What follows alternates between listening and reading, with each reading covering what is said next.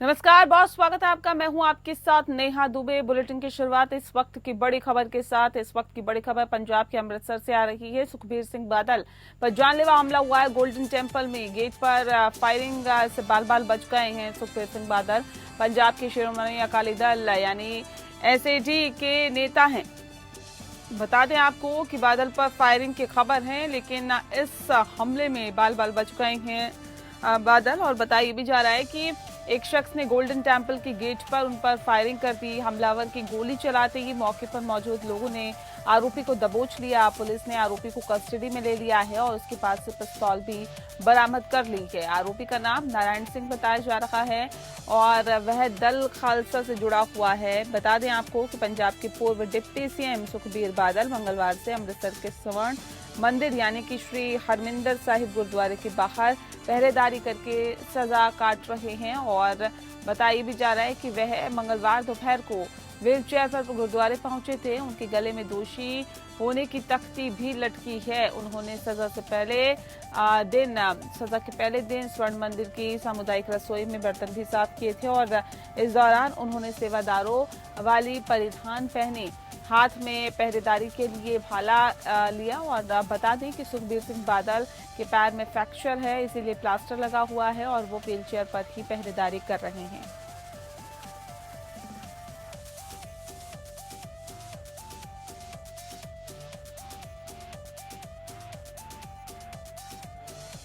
तो बार बार बच गए हैं सुखबीर सिंह बादल। पंजाब के अमृतसर से बड़ी खबर। विपन, इस पूरी खबर पर ज्यादा जानकारी के साथ हमारे संवाददाता सीधे फोन लाइन पे जुड़ गए। विपन, क्या जानकारी है आपके पास? नेहा, मैं बताना चाहूंगा कि जैसा कि काल तक द्वारा सुखबीर बादल को जो है तनख्वाहिया करार दिया गया है और उनको जो है पंजाबी में अगर बोले तो सजा सुनाई गई है। वो अपना गेट पर जो है पहरेदारी कर रहे हैं और उनके परिधान भी पहना हुआ, हाथ में सुरक्षा का भाला भी दिया हुआ। पूरी जो सजा उनको बताई गई थी काल तख्त के द्वारा वो निभा रहे थे।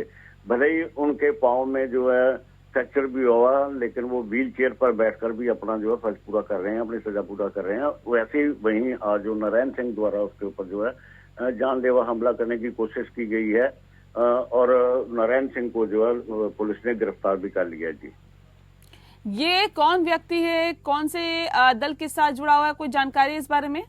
नया बिल्कुल बिल्कुल, ये पहले भी इसके ऊपर कई मामले दर्ज किए जा चुके हैं और दल खालसा के साथ इसका संबंध बताया जा रहा है। और अमृतसर पुलिस ने भी पहले भी इसके ऊपर 2010 में भी इसके ऊपर मामला दर्ज किया था और गतिविधियों में ये इसके प्रसिद्ध होने के काफी मामले भी सामने आए थे। लेकिन आज उसके द्वारा पता नहीं क्या कारण बने हैं, जो गेट के अंदर गेट पर ही बैठे हुए थे सुखबीर बादल, क्योंकि पब्लिक जगह है जहाँ पर सब पूरी पब्लिक वहां से गुजरती है।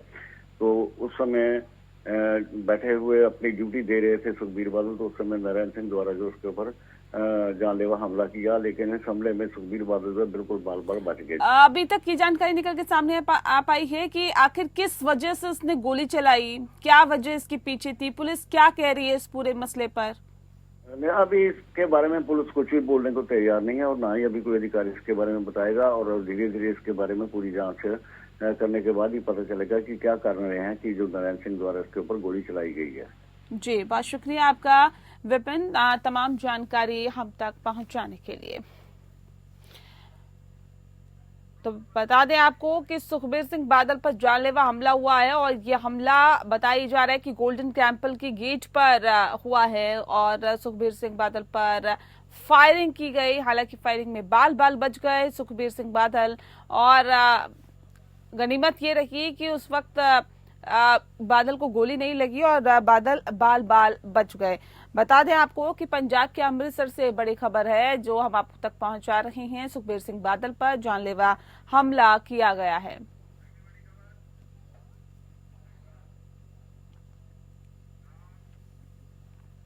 और चलिए इस बीच एक और बड़ी खबर का रुख करते हैं। नोएडा से इस वक्त की बड़ी खबर आ रही है। नोएडा में किसानों का हल्ला बोल जारी है। आज नोएडा के महामाया फ्लाईओवर पर जुटेंगे किसान अपने साथियों की गिरफ्तारी के विरोध में प्रदर्शन कर रहे हैं। बता दें आपको कि बड़ी खबर इस वक्त की, किसान अब सरकार के खिलाफ लामबंद नजर आ रहे हैं, हल्ला बोल रहे हैं और यही वजह है कि अब किसान जो है वो नोएडा की महामाया फ्लाईओवर पर जुटेंगे और ऐसे में बताया ये जा रहा है कि यहाँ पर जुटने के साथ ही अपने साथियों की गिरफ्तारी के विरोध में ये प्रदर्शन किया जाएगा। जो गिरफ्तारी साथियों की हुई है उसके विरोध में प्रदर्शन किया जाएगा। बड़ी खबर आप तक पहुंचा रहे हैं। बता दें आपको कि किसान आक्रोशित है। किसान अब सरकार के खिलाफ लामबंद नजर आ रहे हैं। यही वजह है कि अब हल्ला बोलने की पूरी तैयारी कर ली है और किसान आज नोएडा के महामाया फ्लाईओवर पर जुटेंगे, जहां पर वो अपना प्रदर्शन करेंगे, ये विरोध प्रदर्शन करेंगे। रजत कुमार संवाददाता हमारे साथ फोन लाइन पर जुड़ गए हैं। रजत, जानना चाहेंगे क्या जानकारी है आपके पास और अभी किस तरह की तैयारियां किसानों की तरफ से की जा रही है? क्या अभी जुटान शुरू हो गया है? देखिए, बिल्कुल जैसे ही सुबह हुई तो किसानों का आना है वो 0 पॉइंट पे शुरू हो चुका है। भारी संख्या में किसान है वो पहुंच रहे हैं। लगभग दोपहर 12 बजे के आसपास जो किसानों के नेता हैं राकेश टिकैत जी वो भी वहां पर पहुंचेंगे। तो कह सकते बड़ा आंदोलन है। जिस तरीके से पुलिस ने कल किसानों को वहां प्रेरणा स्थल से जेल भेजा है तो किसानों में काफी आक्रोश देखा गया है। संयुक्त किसान मोर्चा के आह्वान पर आज जो महापंचायत होगी उसमें आगे का फैसला लिया जाएगा, आगे की रणनीति तय जी आखिर किसान क्या करेंगे। लेकिन वही सीएम योगी आदित्यनाथ ने भी पूरे मामले का संज्ञान लिया है। उन्होंने भी एक कमेटी गठित की गई है कि जल्द से जल्द जो किसानों की समस्या है उनका निस्तारण किया जाए। तो वहीं दूसरी तरफ आज किसानों का जमावाड़ा है वो 0 पॉइंट पे शुरू हो चुका है। किसानों ने टेंट लगा लिए गए हैं। भारी संख्या में किसान है वो पहुंच रहे हैं, क्योंकि जिस तरीके से पुलिस ने कल किसानों का आरोप है कि पुलिस ने जबरदस्ती महिलाओं के साथ धक्का मुक्की की है तो उनको जबरन जेल में डाला है। तो उसको लेकर भी काफी आक्रोश है। उसको लेकर महापंचायत की जाएगी। महापंचायत में आगे का क्या फैसला होगा, आखिर जो किसान संगठन के जो नेता है वो आगे की क्या रणनीति तय करेगी। आखिर जिस तरीके से किसानों की मांग है, क्योंकि नोएडा ग्रेटर नोएडा अधिग्रहण क्षेत्र है जहां पर किसानों की जमीन को अधिग्रहण किया गया था। जो परसेंटेज 10% जो प्लॉट के जो वादे हुए थे, स्थानीय जो युवाओं को रोजगार की बात हुई थी और साथ ही जो बढ़ा हुआ मुआवजा 4 गुना था, उनको किसान मांग कर रहे हैं। अगर वो मांगे नहीं मानी जाती हैं तो आज इस महापंचायत में ऐलान किया जाए आखिर जो संयुक्त किसान मोर्चा के जो पदाधिकारी हैं वो आगे की क्या रणनीति तय करेंगे। जी, क्या कुछ अब किसानों का कहना है कि अगर इनकी मांगे पूरी नहीं हुई अगला कदम क्या होगा, क्या किया जाएगा? देखिए, बिल्कुल जिस तरीके से दिल्ली कूच की बात थी, दिल्ली कूच पर वो असफल रहे, क्योंकि हालांकि उन्होंने प्रयास परसों भी किया, कल भी किया है। तो कल जैसे ही किसानों ने दिल्ली कूच करने की तैयारी की है तो भारी पुलिस वहां पर पहुंच जाती है। तो किसानों को जबरदस्ती बसों में भरकर जेल भेज दिया गया है। तो आगे की रणनीति किसानों का कहना है कि हम शांतिपूर्वक ही करेंगे, लेकिन जो मांगे हैं वो जायज मांग है। हालांकि जो प्राधिकरण के अफसर है, जब जमीन की अधिग्रहण हुआ था, जब नया कानून आया था 2013 में किसानों को लेकर, तो वो जायज मांग है वो प्राधिकरण उनकी पूरी कर ले तो आगे की कोई भी किसान प्रदर्शन नहीं करें। अगर मांगे नहीं मानी जाती हैं तो आज महापंचायत में फैसला हो जाएगा। राकेश टिकैत जी भी पहुंचेंगे कि आखिर किसान बाकी दिल्ली की तरफ जाएंगे या नोएडा जो प्राधिकरण है, ग्रेटर नोएडा प्राधिकरण होगे, वहां पर ही ये लोग धरने पर बैठ जाएंगे। हालांकि ग्रेटर नोएडा प्राधिकरण पर कुछ किसान है अभी भी धरने पर बैठे हुए हैं, लेकिन जो महापंचायत। चलिए रजत, आप इस खबर पर अपनी नजर बनाए रखें, हम फिर लौटेंगे आपके पास। फिलहाल शुक्रिया जानकारी देने के लिए। नोएडा से बड़ी खबर, महामाया फ्लाईओवर पर जुटान शुरू हो गया। बता दें आपको कि जो किसान है वो आर पार की लड़ाई के मूड में हैं और ऐसे में किसानों का हल्ला बोल लगातार जारी है। सरकार के खिलाफ लामबंद नजर आ रहे हैं। सुरक्षा व्यवस्था पुख्ता कर ली गई है ताकि किसी भी तरह की दिक्कतें वहां पर लोगों को ना हो। हालांकि किसान जो हैं वो पूरे आक्रोशित दिखाई दे रहे हैं और अपने साथियों की गिरफ्तारी के विरोध में ये प्रदर्शन कर रहे हैं। खबरों में आगे बढ़ते हैं। भारत के प्रथम राष्ट्रपति देश रत्न डॉक्टर राजेंद्र प्रसाद की 140वीं जयंती के अवसर पर राजेंद्र चौक स्थित उनकी प्रतिमा स्थल पर आयोजित राजकीय समारोह में राज्यपाल राजेंद्र विश्वनाथ आर्लेकर और मुख्यमंत्री नीतीश कुमार ने देश रत्न डॉक्टर राजेंद्र प्रसाद की चित्र पर माल्यार्पण कर उन्हें नमन किया। माल्यार्पण के बाद राज्यपाल और मुख्यमंत्री ने स्वदेशी कंबल आश्रम की चरखा कात रखी। महिलाओं के बीच साड़ी वितरण कर उन्हें प्रोत्साहित भी किया। राजेंद्र चौक से राज्यपाल राजेंद्र विश्वनाथ आर्लेकर और मुख्यमंत्री नीतीश कुमार राजेंद्र घाट समाधि स्थल पहुंचकर डॉक्टर राजेंद्र प्रसाद की समाधि पर पुष्प चक्र अर्पित कर उन्हें श्रद्धांजलि देने पहुंचे। इस अवसर पर बिहार विधानसभा अध्यक्ष श्री नंद किशोर यादव, उप मुख्यमंत्री श्री सम्राट चौधरी, उप मुख्यमंत्री विजय कुमार सिन्हा, कई मंत्री, विधायक सहित अन्य सामाजिक और राजनीतिक कार्यकर्ताओं ने भी देश के प्रथम राष्ट्रपति डॉक्टर राजेंद्र प्रसाद को नमन कर श्रद्धा सुमन अर्पित किया। इस अवसर पर सूचना एवं जनसंपर्क विभाग के कलाकारों ने आरती, पूजन, बिहारी गीत और देशभक्ति गीत प्रस्तुत किए।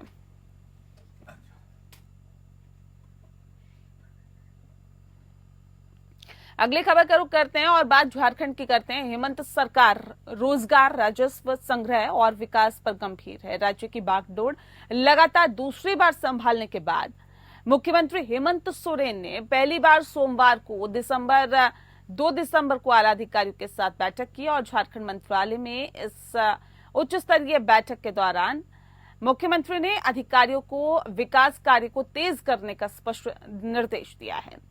उन्होंने कहा है कि हर विभाग की अलग अलग समीक्षा होगी और जहां भी कोई कठिनाइयां हैं उसे दूर करने की कोशिश की जाएगी। इस बैठक में बजट की तैयारी के साथ ही वित्तीय वर्ष 2024 से 25 के बजट प्रावधानों से अलग शुरू की गई नई योजनाओं के अतिरिक्त दायित्व की पूर्ति और वित्तीय वर्ष 2024 से 25 के अनुपूरक बजट की तैयारी को लेकर चर्चा की गई। करीब 2 घंटे तक आला अधिकारियों के साथ हुई इस बैठक में मुख्यमंत्री ने अधिक से अधिक कार्यों को धरातल पर उतारने का लक्ष्य दिया। लगातार दूसरी बार राज्य की गद्दी संभालने के बाद आला अधिकारियों से पहली ही मुलाकात में मुख्यमंत्री एक्शन में दिखाई दिए।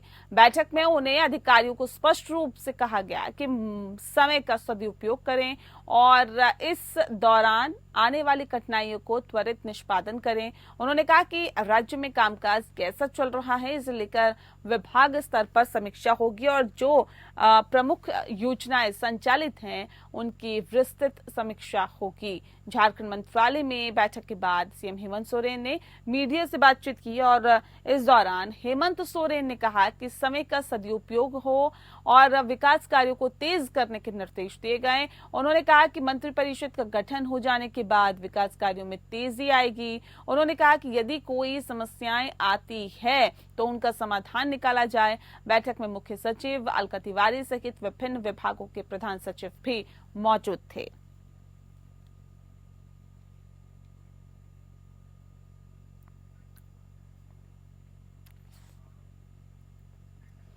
अगली खबर का रुख करते हैं। रांची वासियों की शिकायत अब 24 घंटे सुनी जाएगी। जी हां, उपायुक्त मंजुनाथ भजंत्री की पहल पर व्हाट्सएप नंबर जारी किया गया है।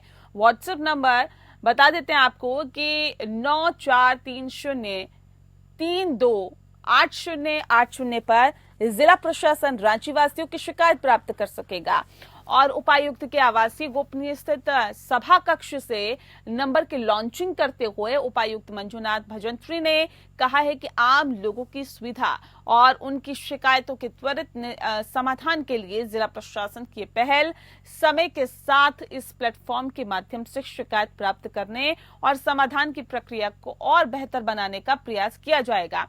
रांची उपायुक्त मंजुनाथ भजंत्री ने कहा कि व्हाट्सएप नंबर 24 घंटे क्रियाशील रहेगा। इस ग्रुप के लिए जिला स्तर पर नोडल पदाधिकारी को नामित किया गया है। साथ ही उनके सहयोग के लिए 2 अन्य पदाधिकारियों की भी प्रतिनियुक्ति की गई है। और बड़ी खबर इस वक्त की आपको बता देते हैं। इस वक्त की बड़ी और अहम खबर महाराष्ट्र से आ रही। महाराष्ट्र के लातूर से आग की खबर है। लातूर के औसा में प्लास्टिक बनाने वाली कंपनी में आग लग गई है। भयंकर आग लगी हुई है। बता दें आपको कि आग लगने से औसा में प्लास्टिक बनाने वाली कंपनी जलकर खाक हो गई है। आग लगने से 5 करोड़ का नुकसान हुआ है। फायर ब्रिगेड की टीम मौके पर पहुंची है। जद्दोजहद आग से की जा रही है। आग बुझाने के लिए लगातार जद्दोजहद की जा रही है और बताई जा रहा है कि आग पर काबू भी काफी हद तक पा लिया गया है। महाराष्ट्र लातूर के औसा में MIDC स्थित एक प्लास्टिक निर्माण कंपनी में आग लगी है। दावा किया जा रहा है कि नुकसान करीब 5.5 करोड़ रुपए का हुआ है। ये ऐसा आकलन अभी तक किया जा रहा है। औसा MIDC में प्लास्टिक दाना बनाने वाली ये कंपनी है। हिंदुस्तान इंडस्ट्रीज में आग बुझाने के लिए 2 दमकल गाड़ियां मौके पर पहुंची और एक औसा से और 2 लातूर से पहुंची है। अग्निशमन विभाग की ओर से कई घंटों की अथक मेहनत के बाद इस आग पर काबू पा लिया गया है। औसा पुलिस थाने में शिकायत दर्ज कराई गई है।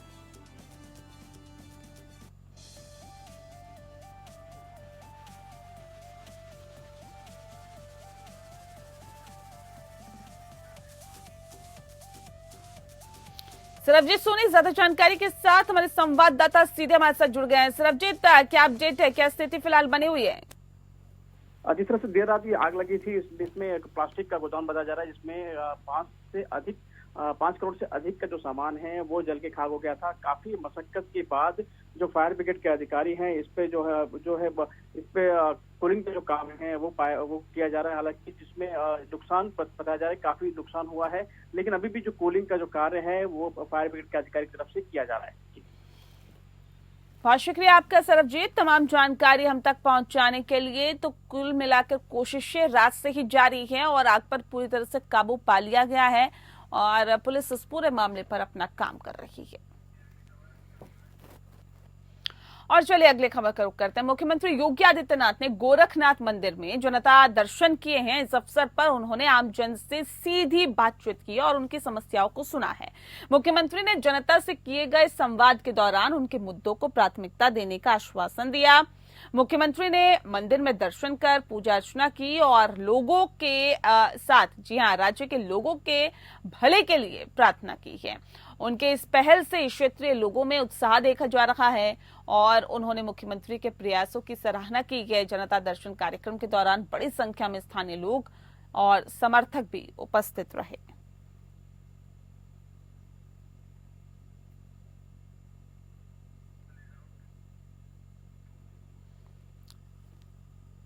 तो एक बेहतर पहल इसे कही जा सकती है। गोरखनाथ मंदिर में जनता दरबार लगाया योगी आदित्यनाथ ने और अक्सर योगी आदित्यनाथ लोगों की समस्याओं को सुनते हैं, फरियादियों की समस्याओं को सुनते हैं। एक बार फिर से सीएम योगी ने फरियादियों की समस्याओं को सुना और त्वरित निस्तारण के आदेश भी अधिकारियों को दिए ताकि लोगों को किसी भी तरह की दिक्कत ना हो। तो गोरखनाथ मंदिर का ये प्रांगण देख रहे हैं आप, जहां पर जनता दरबार लगाया गया। सीएम योगी यहां पर फरियादियों की समस्याओं को सुन रहे हैं और जो लोग अपने फरियाद लेकर आए हैं उनको बहुत ही ध्यान से सुना जा रहा है और जो समस्या हल हो सकती है उसको त्वरित और प्राथमिकता के साथ हल करने की बात भी यहां पर की जा रही है। मुख्यमंत्री ने जनता से किए हैं संवाद और इस दौरान उनके मुद्दों को प्राथमिकता देने की बात कही है।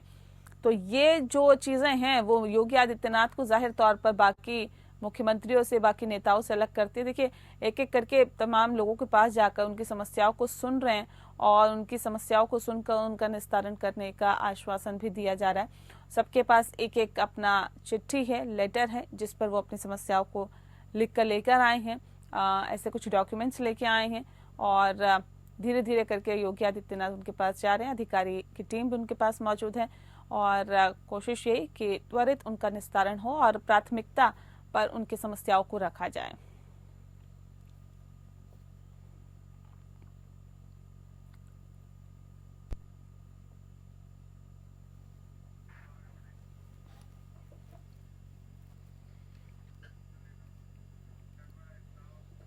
वहीं लखनऊ से खबर है। लखनऊ के बिजनौर थाना क्षेत्र में एसडीआरएफ जवान अजित सिंह और उनकी पत्नी नीलम के शव उनके किराए के मकान में संदिग्ध परिस्थितियों में पाए गए हैं। अजित सिंह आगरा जिले के अचनेरा गांव के रहने वाले थे और लखनऊ में अपनी पत्नी के साथ रहते थे।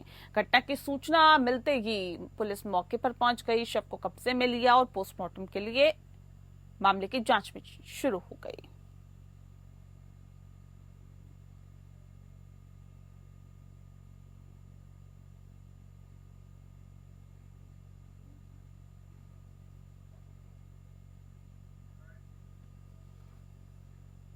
अगली खबर का रुख करते हैं। 10 वर्षों के बाद बोकारो एसपी कार्यालय का उत्तरी छोटा नागपुर के आईजी माइकल एस राज ने निरीक्षण किया है। वर्ष 2014 में एसपी कार्यालय का निरीक्षण किया गया था, लेकिन 10 वर्षों तक किसी भी आईजी ने कार्यालय का निरीक्षण नहीं किया, जबकि एक वर्ष में निरीक्षण करने का प्रावधान है। ये बातें माइकल एस राज ने मीडिया से कही है और उन्होंने कहा है कि एसपी कार्यालय का निरीक्षण किया जा रहा है और किस प्रकार की कार्यशैली, जी हाँ, उन्होंने कहा कि किस प्रकार की कार्यशैली है, लोगों के आवेदन पर किस प्रकार कार्रवाई की गई है, इन सभी बातों को ध्यान में रखा गया है, इनको देखा जाएगा। और क्योंकि समय काफी लंबा है, इसीलिए निरीक्षण में भी काफी समय लगेगा, लेकिन सभी बातों पर ध्यान दिया जाएगा और इसके बाद बोकारो पुलिस लाइन का भी निरीक्षण किया जाएगा। हमारा उद्देश्य जनता की सेवा है और लोगों की समस्या का समाधान किस तरह हो रहा है, ये हमें देखना है। बांग्लादेश में हिंदू समुदाय के लोगों के ऊपर लगातार किए जा रहे हमले और अत्याचार के खिलाफ पूरे प्रदेश में आज हिंदू रक्षा समिति के बैनर तले बड़ा प्रदर्शन किया गया। आरोपी हमलावरों के खिलाफ कार्रवाई की मांग को लेकर जनपद बहराइच में हजारों की संख्या में हिंदूवादी संगठनों ने जमकर प्रदर्शन किया और आरोपियों के खिलाफ कार्रवाई की मांग की है। प्रदर्शन में आम नागरिकों के साथ साथ भाजपा कार्यकर्ता एवं साधु संतों ने भी अपना जन आक्रोश दिखाया। महामंडलेश्वर रवि गिरिराज ने कहा है कि आज जो बांग्लादेश में हिंदुओं के ऊपर अत्याचार किया जा रहा है, बहन बेटियों की इज्जत सरेआम लूटी जा रही है, इस पर केंद्र सरकार को विरोध करना चाहिए और जिस तरह हिंदुओं को टारगेट किया जा रहा है उसके खिलाफ बांग्लादेश सरकार को कार्रवाई करने की जरूरत है, अन्यथा भारत देश के हिंदुओं को इसके खिलाफ सड़कों पर उतरना पड़ेगा।